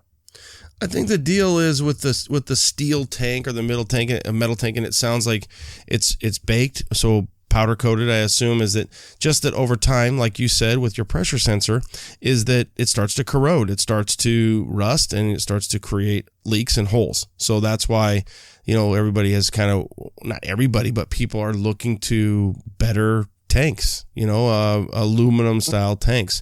So I would love to know if what the success is or with those Hoosier tanks to find out, hey, 5 years, I've never had a leak, or, what they're saying. Long time without any problems. We recommend that people drain the moisture from their tank regularly. Leaving the moisture in there will obviously promote corrosion, but it'll also promote like a mud type surface inside the air, because the air's not clean. It's full of smog. So one of the things that people don't realize also is that a lot of the aluminum tanks, if they're not anodized, the inside of the tank can corrode as much as the outside of the tank, and you can end up with the same type of issues where you're getting debris. We sell a little inline particle trap. I don't use the traditional water traps in any of our systems. We just have a ball type valve set up for the tank for the drain, and then we put a particle trap between the tank and the manifold. And I find with just regular, draining that once a week, that my system has remained, dirt free now the entire time. I was wondering how frequent you were going to say. Once a week seems a lot. I don't see guys doing that. I could see once a month, but I learned about the aluminum corrosion on the same episode that I learned about you from one of the guys on the OBS episode with Travis's. Some guy went into some serious, chemical engineering of how aluminum will corrode, and it in fact does corrode, and probably not at the same level that we're seeing the steel. Obviously, aluminum tanks seem to be a little thicker, but nonetheless, there is probably no perfect tank, and the maintenance is the key. Absolutely, maintenance. And I mean, you were saying, once a week seems like a lot, but if you live in an area like Vegas where, in summer your humidity is 2% and 10% at best, or if you live in Florida and it's 80 to 90%, the frequency that you will get moisture in your tank is much, much higher. So, I think it really comes down to talking to your customer and explaining them, that these are the reasons why we do it. And, everyone changes the air filter on their vehicle. They'll do it every 5,000 or 10,000 miles. They'll change the oil. And it's the same with an air system. If you do the right sort of maintenance on it, you're going to get a much longer life out of it. What I want from you, James, is I want hey, level ride, drain my tank, open my actuator. I want an actuator on my tank, and I want it to open so when I'm doing whatever I'm doing, I can say, hey, level ride, drain my damn tank. Well, we are on this new ECU that we're building at the moment, which is for the iOS. We're adding some extra inputs and outputs, and we're going to be able to write some extras on the app where we can add things like remote start for your vehicle, wind your windows down, sound your horns. But if customers wanted to get a single acting valve and connect it to it, you could actually do the auto drain via your app without having to go and find or get under your vehicle and find the drain one. So that's something that we've been thinking of as an additional product down the line to make it easier for someone to do it. I mean, you wouldn't want to climb under your truck, but you'd be quite happy to push the button on the screen to do it. You just nailed it right there. I mean, literally, if we could just say to do it, or even if there was something else that we could actuate or hit or push that didn't mean me getting up underneath there. I don't even do my own compressor at home that much, and that's the same exact thing. It's a ball valve. Where I just need to drain it more. And when I do, I feel so proud that I did, and all this nasty shit comes out of there. But you're right. I'm in Arizona, like you in Vegas. So if you're back east, you're in Georgia, up in Oregon, Pacific Northwest, somewhere where you have a lot of humidity, then you need to probably thinking about, and that's probably the way that they're just raised and grown up, and they watch their grandpa and their dad, and they know to do that all the time. That's just not something we do here all that often. And, when we do, we get a little bit of moisture, but I think to make things, like you said, a little bit easier here and there. When do you anticipate this iOS, this new platform? Is this something like 2020, 21? What are you thinking? I'm hoping to wrap up all the changes. I took this as an opportunity to put more new features in. I didn't want to just go and update the ECU so it was, BT5 to suit the iOS. I wanted to have that, take an extra week or so and add all these extra features that I was looking to do. So I'm actually bringing forward a lot of the stuff that we were going to do later in the year. So we're hoping to place the order for all the ECUs in about 8 to 15 days. We'll have everything wrapped up and tested, and we'll put an order in, and then 3 weeks after that, we'll have the iOS. You're going to do some beta testing up there on it, or what are you thinking? Well, we were able to mock up. We were able to pull one of the boards apart and put one of these Bluetooths on it. So the app's actually done. Already tested it. But because we're using Bluetooth 3, which is Bluetooth Classic, Apple wanted us to fit a chip to all of our ECUs in order for them to go back a step and use Bluetooth Classic, which they do support on, but the chip was for them to track what we're doing. And I just said no. So we went and found a chip that was more for remote control devices than it was for the tracking side of it. It'll still talk to our app. It'll still do the registration and the update, but it's not, Apple's not going to have anything to do with it other than the fact that we're going to make the app work without having chips and have any sort of tracking put in there. So the only thing you'll just get it on the Apple iOS store, but it's not going to be an Apple feature. What does a guy do now if you're on the Droid system, you're on the Android system, you have to buy the controller then? Well, no, it's on the Google Play Store, so you can go and get the app that we currently have on our controller, and that was what I was talking about before with that $295 manual kit. That's an app version that you can download from the Google Play Store on your Android phone. Yeah, but not on an iPhone is what I'm saying. Well, they'll still be able to do exactly the same as soon as that iOS is released. Yes, but right now, meaning the other 295 guys that you just pulled up on your screen, and who knows how many else, you have to buy that Samsung, handheld controller, right? Because if you have he said it, but we just lost him there. But if you're an Apple guy, like most of us probably are, I don't know how many, but if you're an Apple guy, so in the next month, you're going to have you don't need that controller. You don't need to buy that Samsung handheld controller. You can use your iPhone. Correct. Cool. Or if you're a user, you can use your Android phone now. Yeah, but I'm telling you, I don't know. Obviously, 295 guys have their Android, but I feel like 80% of people are walking around with iPhones. Maybe I'm just I don't know. Well, maybe it's 60%. Quickly back into that page, and I'll tell you. So we've got, what is it? So the first 1, 2, 3, 4, 5, 6, 7, 8, 9. The first 10 on there. 6 of them have my controller. The rest of them have their own phone. I've got a Pixel 4. I've got a Samsung G96U. I've got the B3A40, which I don't know what that is. There's another Samsung A10, Samsung G8, G9, another G9, an LM. I can't remember what that is. And so it would be at least 50% at the moment are using their own Android phone. It's definitely going to open a lot up when you do get that iOS, interface there. At the moment to meet demand, we expect quite a few orders from quite a few shops because a lot of them have just been waiting for the iOS to come out. Now, and you might have mentioned it, but how much is if like for right now, I'm an iPhone guy. If I bought your system and I needed to buy that Samsung handheld, what does that cost? I think you might have said $150. Okay, $150. Yep, I got it right here. $150 controller. Wasn't sure. So, okay, $150. Okay, so let's walk through it again real quick, James. You've been awesome.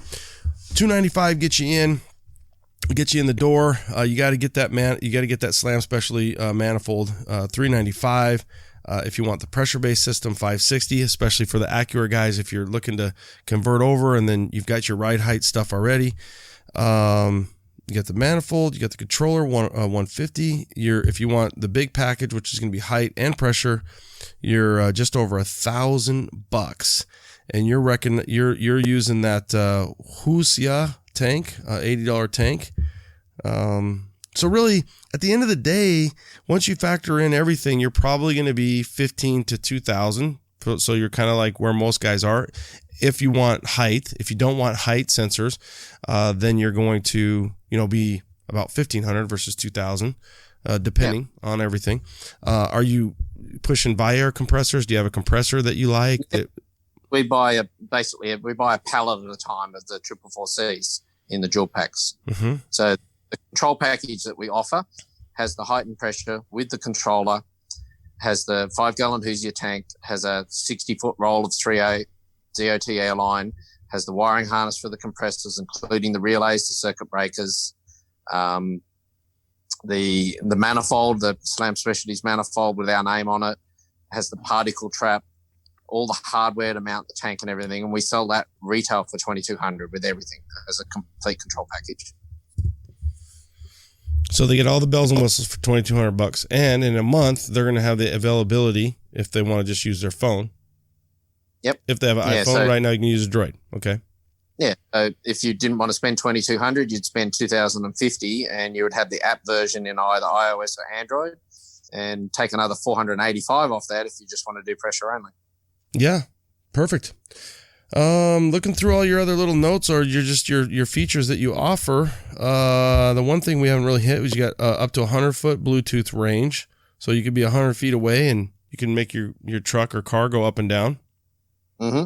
And we hope to increase that when we go to BT5. So we'll soon know what that's going to end up. Okay. Got the backup button that's unique to us. Okay. Yeah. So what that is even if you have sleep mode turned off or on, this backup button, if you don't have your controller and you haven't set ride height on startup in your settings, if you press this button and the vehicle's laid out or it's at the low position, it will come to automatically to ride. So, the car doesn't even need to be on as long as your sleep mode's turned on. As long as you've got 12 volts and air in the tank, you press this button and it automatically takes the vehicle to your ride setting.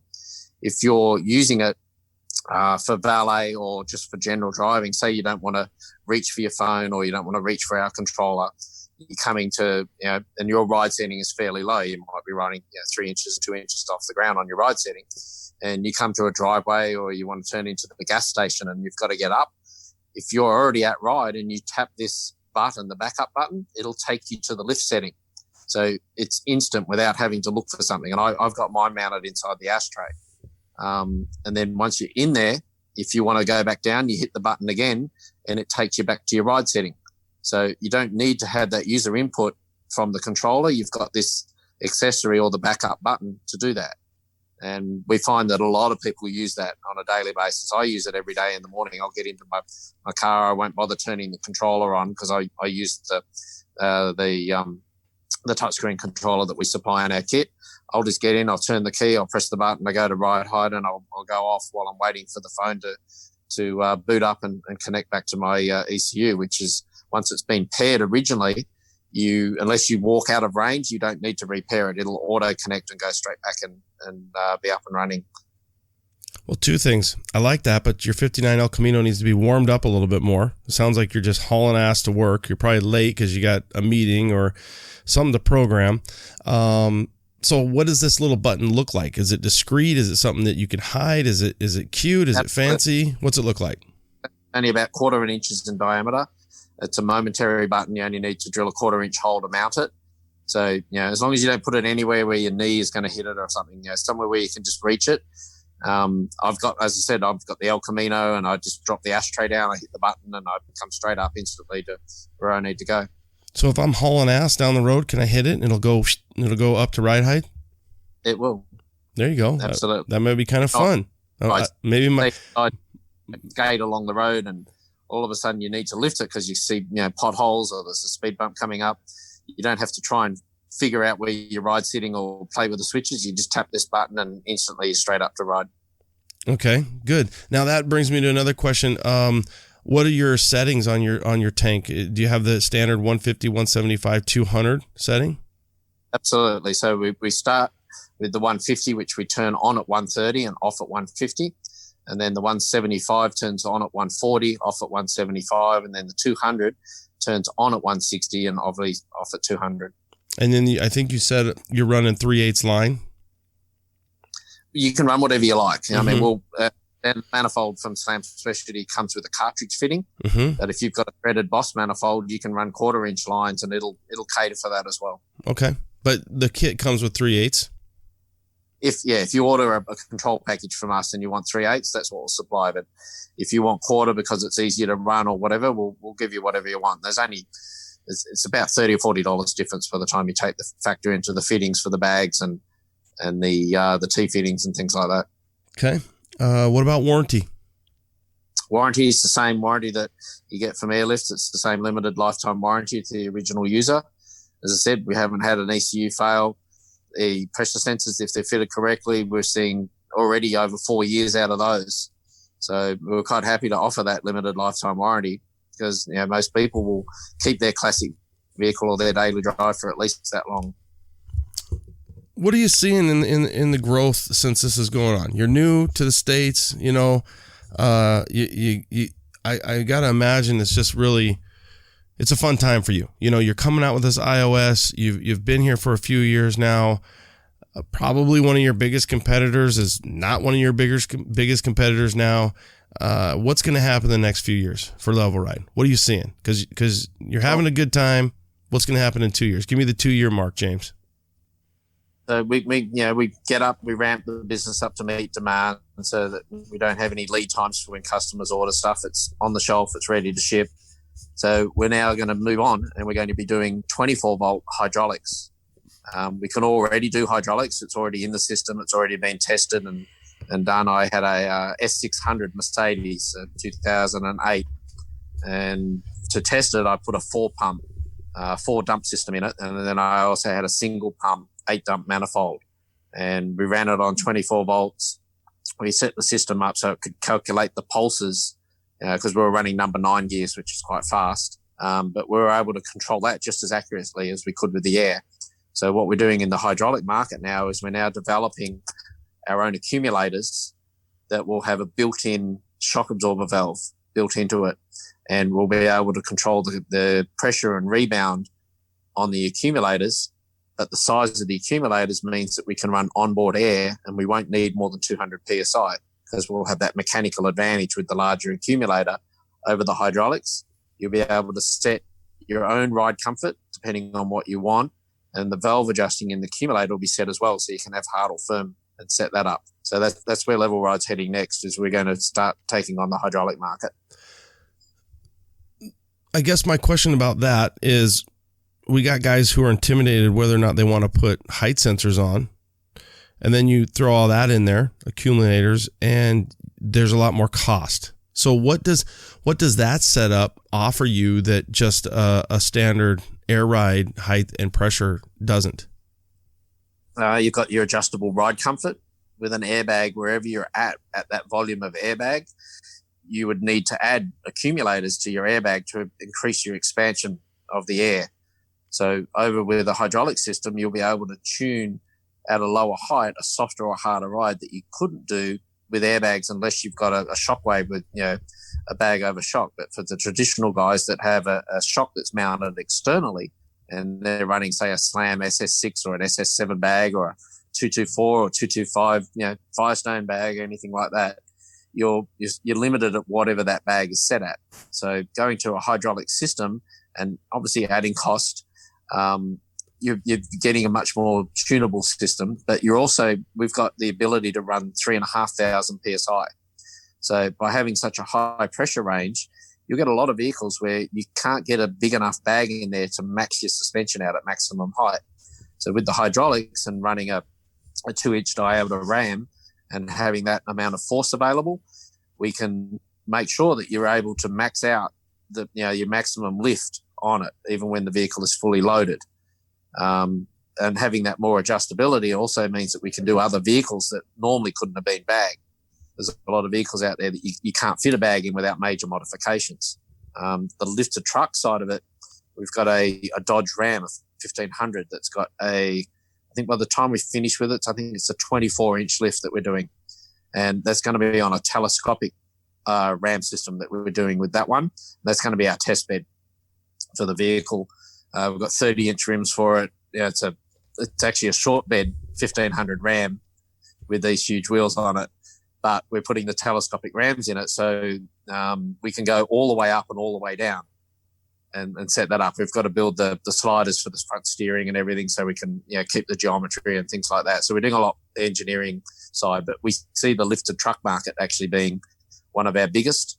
And then and the hydraulic guys in the lowrider scene, you got a lot of the guys that I've been to the Lowrider series, and I was talking with Joe Ray, one of the founders of Lowrider and still has the magazine, And he was saying a lot of the guys that have the bombs that just run a single pump are looking for something that's more automated, that doesn't jump the car around.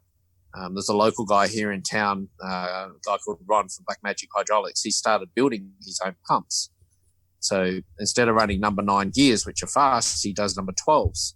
So we'll be able to build a lot more tame, slower speed stuff for these, guys that just want to do their bombs, and yet that they can have essentially a hydraulic system set up on their old, classic car, their 46 Chevy or whatever. They've just, spent, $50,000-$60,000 doing it up. They don't want to put an old traditional pump that jumps around in it. They want something that gives them a nice ride quality. So we can offer that as well, that essentially doesn't exist in the market at all. Well, I'm trying to think what Jimmy's name is, but what is it? Mittler makes that hydraulic shock right now, but it doesn't travel 24 inches. I mean, no. And it's designed for the hot rod market. And what Jimmy's done with the Mittler Brother guys is that it's set up where you can buy them with a different spring on it. Mm-hmm. And then the ramp itself is moving the platform of where that's on it, so that you maintain the same spring rate at any height. But most of the hot rod guys are going to use that essentially just to lower it down, to make it look nice, come up to their predetermined ride height, and they'll still have the lift on that ram. And I think most of them are 3 to 4 inches of the travel. And on a double wishbone, on a hot rod, and the way that they're set up, that's going to be more than enough for that type of application. But, the cost of those is quite expensive. I think 4 of those alone before you buy the pumps nearly $4,000. Well, what's the cost of your setup going to be? We believe that the hydraulic system, if you compare a $2,200 control package, the hydraulic control package will come in probably about only $200 to $300 more, with all the accumulators and everything. And then we've just got to work on the rams. We believe the rams will probably come in somewhere under $200 to $250 a pair, because we're not having to put springs in them. We're not having to do all that other stuff. And, we can use the local manufacturers that are already making these and start setting them up. So there'll be some savings on the bag side of things versus the struts. So say you go and buy a pair of air struts, for example, they'll be anywhere between $900 and $1,400 for a pair. A hydraulic ram as a pair to replace that is going to be under $400 to $500 complete. So there'll be significant savings on replacing the airbag with a hydraulic ram, but a little bit of an increase in price in the management side of it. Well, that is going to be a whole nother conversation. We'll have to hit that episode once you get that down. You think that that's 2021, 2022 type stuff? I mean, because you got your hands full now. I'm hoping to start it before the end of the year. Yeah, you need to clone yourself twice now, James. Well, I've already got the 59, so it's the perfect candidate. I've got shockwaves and slam bags in that, and I can just unbolt them in an afternoon, and I can bolt the hydraulic rams in there. I've got the management already set up.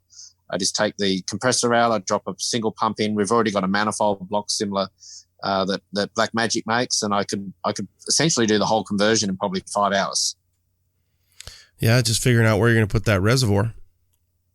I've got it set up in the smuggler's box in the El Camino. Yeah, that's a perfect spot for an El Camino if you don't have to reach over and fill it up. But we'll talk about hydraulics later. That's definitely something that we can get into. We got our hands full just with you and air management. One thing you brought up was lead time. What is your lead time right now? So if I go to Lowrider Depot, I make a call, how long am I waiting on my level ride system? If you call in the morning, it'll ship the same day. Okay, so your same day, all your distributors have them, and there's no back orders. There's some distributors that aren't keeping stock, but if they order from them, we'll drop ship it out for them. Mm-hmm. And you've got plenty on hand. Yeah, I'm looking now at about 70 at the moment, and I'm building another 250 at the moment. Okay, so you're probably get off the phone with you here, and you're going to go to wiring up ECUs for the rest of the night. So you've got plenty on hand. Your distributors throughout, they've got plenty on hand. Who else is some of your, you said Lowrider Depot. Who else is some of your distributors that we can throw out there? They just get online and find a distributor locally? Right down in your neighborhood, you've got Air Slammet there right in the middle of Phoenix. Mm-hmm. they're one of our biggest stockists. We started talking with a couple of other big shops now that are getting to the end of getting rid of, their AccuAir stock, and they want a second choice besides, the other obvious ones that are out there. So we hope to pick up a few more of those soon and get them in stock as well. But a lot of our, most of the shops that we've got are now all small shops. So, they're obviously doing fitting, or they'll call us up, and, we're shipping out to those guys on a daily basis. So the best way pretty much is just get online, and your where do they get you online? Where can they go to Level Ride? What is it? Level Ride what? LevelRideAirSuspension.com. You can go on the dealers, and it'll bring up all the dealers. There's an online store where you can order. If you want to talk to me in person and customize the kit depending on what you want with it, you can just give me a call. Phone number's on the top of the website. You can give me a call. You can reach me on Instagram and message me on there. Several platforms where you can get hold of me. Cool. Now, most of your sales are through your distributors, not through Level Ride, though. About 80% are now through the dealers, yes. And you're encouraging to go with your dealers, I assume?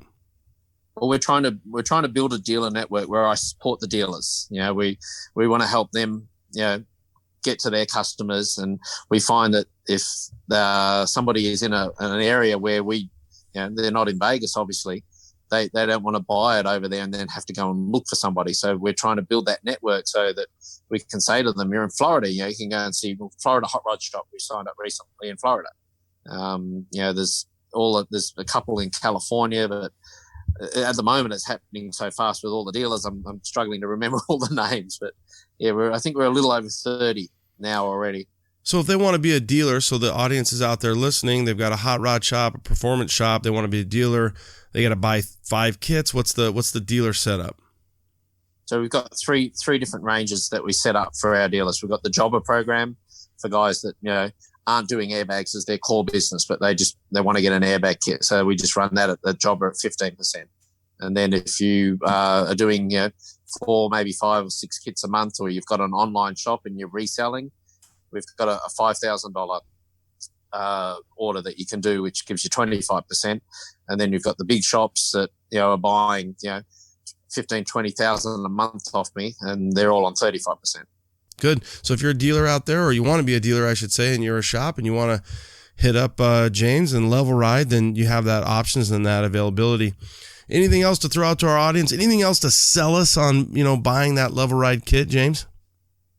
I think there was one other feature that we didn't go over, and it's something that is also not found on any of the other kits.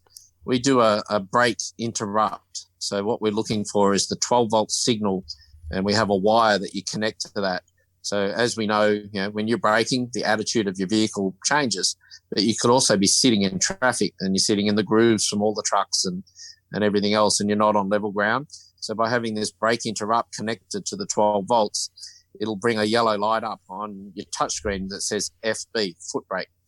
And what that does is it prevents any adjustments being made while you're sitting on the brake. And it also takes out any of the changes that you would see in the attitude of the vehicle while braking hard. The back of the vehicle lifts up, the front of the vehicle comes down. So the foot brake then takes out of your average height that change of attitude in there, because we know when you put your foot on the brake, it automatically changes it. So you don't end up then also with false adjustments because your averaging is thrown out through braking. Okay, I get all of that except for when I'm sitting in parking, because if I'm at the show, and I guess if somebody wanted to, most guys are just going to put it in park, so it doesn't really matter if they wanted to make a modification or a change. You can override it at any time. So even though your foot is on the brake, it's stopping it while it's in auto mode.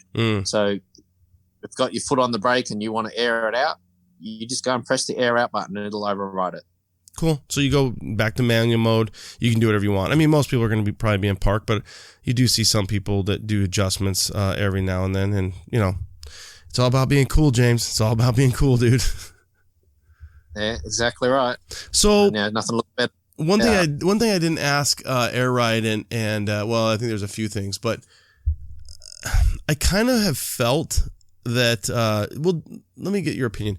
Do you feel like air management, air ride do you see a change to more coil over? I feel like I see a lot of people that used to be on air are switching to coil over, and they're just not even messing with it, whether it's the added cost, whether it's the chassis work that I have to do, and just simple. Just throwing coils on it, I can get pretty damn low. I mean, there is nothing cooler than a slammed truck or car, truck, Blazer, whatever it is. I mean, laying frame, laying pinch, I love it. But with coils, I can get pretty damn low. You know what I mean? I mean, you've got the fact that you can set up a set of coils for anywhere from $800 to $1,600, depending there. So there's the factor of the cost involved. But, you then got to factor in the fact that, you could be damaging your car. You can't get it to where you want to go. You're limited to where you can take it. But we're not seeing a swing away from airbags at all. We're probably seeing people are frustrated with things not working. We've made it our goal to make the product the most reliable product, to make it the most user-friendly.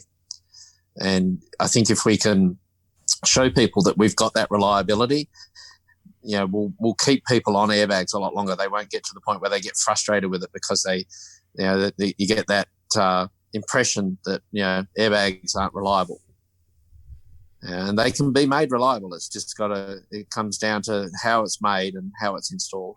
That's very well put. I mean, people probably just get frustrated. They don't want to deal with it. They spend their time, they spend their money, and they love the look. But at the end of the day, they're like, F it. I don't want to deal with it. I'm going to do this. So we've got these companies out there. So good. That's very well put. I'm glad you put it that way. Good. We've got it all. I mean, if you want it, you've got it. You can get a hold of them either through social media, through the interweb, and online. James, awesome. Thank you so much for your time. And unless there's anything else you got, I'm going to go visit the next guy that I'm going to down at the show that's got the tent down the road. I haven't given you my deposit yet, brother. I haven't done it. So I got to go interview Ride Tech now. And I'm trying to make my decision to put my $500 down to walk away out of the show. That's always a fun time when you're at a show and you're walking away with all those parts. You're like, I got it. I got the deal that I wanted. Yeah, we always take kits to the show because we always manage to sell 3 or 4 of them. What do you think is going to happen this year with SEMA? Speaking of shows and you being right there in River City. Oh, a little bird told me something the other day, and I get the impression that they really haven't been able to fill the halls. So even though they say it's going ahead, and I think we all want to see it go ahead, I'm at the impression at the moment that it might not be able to be the SEMA it was last year as far as the numbers goes if it does go ahead. Yeah, and I guess I could see that where if they don't have a certain number or a certain percentage, it's not worth throwing the show. And then whether or not all these people come, is a whole different beast. And yeah. I wonder about companies like you. Do you plan to have a booth or have anything set up at SEMA 2020? They've asked me several times, and I've said no until we know what's going to happen, because as soon as you say yes, you've got to put all that money down. Mm-hmm. So I'm sort of just playing it by ear at the moment, waiting to see what happens. If I continue on the same line I've got now, where we're signing dealers up every week, and we're flat out trying to keep up with the work, I don't see any reason to go to SEMA other than just to catch up with my friends. Yeah, I wonder if this will end up being the beginning of a very different. Well, obviously it's a different world right now that we live in. We're drastically different than we were, just a few months ago. But you hear a lot of rumblings, and I should probably dive into like SEMA 101 tech or talk or something like that. But you hear these companies spend so much money on SEMA, and now those companies are figuring out other ways to reach their customer. And so you wonder what will happen in 2021, 2022. So time will tell. I love SEMA. It's an absolute blast, but I'm also not the guy shelling out all the money. No, and I think shows like this, with the podcasts and interviews of different businesses, and the fact now that we're turning a lot more to social media than going to the shows. I think we're going to see an increase in social media traffic and online podcasts and things like that. I think that's one of the trends that will change. Yeah, I think it's obviously an evolution. We still demand it, or we want it. We want that interaction. We want to get to meet guys like you. We want to meet, we want to talk to the people and we, the shows and stuff like that. So the human will figure out a way and modify and change, and that's what we're doing. So SEMA 2020 is still has an asterisk by it for sure. I just kind of wondered what you thought and what you're seeing, especially because you're right there in Vegas. And what I've been told is it's still a go, and it's going to be a go all the way up until it can't be a go, meaning that once if Vegas tells them to shut down. Now you guys opened back up, correct, a few weeks ago? Yeah, and a lot of the casinos, the Delano and the last of the few co-owned casinos and everything, they've been opening up, one or two of their casinos, rather all of them. But they're finding that they're at 50%. They're filling them up. So there's people coming here. So they've now had to open the other casinos to fill them up at 50% because of the amount of bookings they're getting. But we are seeing rises here as well in the cases. We're not seeing a huge increase, I don't think, in the death toll. But seeing what's happening in Arizona, Texas, and California, it is a little bit concerning on how they're going to manage it. Well, I'm right in it. I mean, my job puts me right in it. I'm right in it. Guys at work are getting it. I heard we're going to wear masks now at the fire station, which we haven't had to before, amongst one another. But exactly what you said, we're seeing the numbers go up, but I don't know that the deaths are really going up. I still think it's single digits when it comes to the deaths. I'm not saying that I want to play that gamble or play that game. But in Vegas that are catching it, that have survived all this time. And one of them works at the local bar that I go to, and she didn't get it, but her 4-year-old son has got it. And then the babysitters that were looking after it, now they've both got it. And it's very concerning. I honestly don't know what the answer is. Yeah, well, time will tell. We'll see what we're able to do, and we'll see what happens. What's the next big show for Level Ride that we'll see you? If we don't see you at SEMA, it'll probably be if things keep tracking the way they are, and we can get back to a safe environment. I would say our next big one is going to be Lone Star in February. Okay, 2021. That's their 10-year anniversary. Yeah, we plan to book out the entire back wall there, and we're going to be bringing lowered cars, lifted trucks, a couple of hot rods. So it'll be a 60-foot by 20-foot stand. Okay. If you need anything from me, let me know. Stay on the line here just real quick. I'm going to take you out.